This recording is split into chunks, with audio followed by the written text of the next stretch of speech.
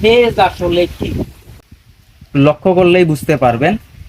এই যে ফেজ লাইনটা এখান থেকে সরাসরি এই লাইটে এসেছে এবং এই নিউট্রাল হয়ে ফিরে এসেছে, অর্থাৎ এই ফেজ কারেন্ট যতটুকু এখান দিয়ে প্রবাহিত হচ্ছে এটা পুরোটাই কিন্তু এই তারে ফিরে এসেছে। কিন্তু এখন আপনি বলতে পারেন যে নিউট্রাল তো তাহলে স্পর্শ করলে ইলেকট্রিক শক লাগার কথা। দেখুন, আপনাকে যদি একটা পথ দেয়া হয়, আমি যদি আপনাকে এখানেই দেখাই, দেখা যাচ্ছে কি না। ধরুন এখানে আসবেন, এখানে আপনি বর্তমানে আছেন, এখানে আসবেন, আপনি কি করবেন, সোজা পথ দিয়ে আসবেন, আপনি ওই ঘুরে কিন্তু আসবেন না, ঠিক সেম অবস্থা।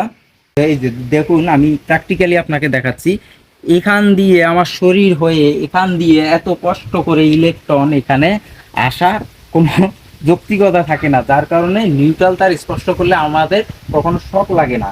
কিন্তু আপনি কোনো কোনো ক্ষেত্রে যদি দেখেন যে কোনোভাবেই নিউট্রালের টেস্টটা সামান্যটুকু জ্বলছে, অথবা ধরলে কিছুটা সেন্স বোঝা যাচ্ছে যে তড়িতাঘাত ভাব, তখন আপনি ধরে নেবেন সেখানে নিউট্রাল লাইন অবশ্যই দুর্বল আছে।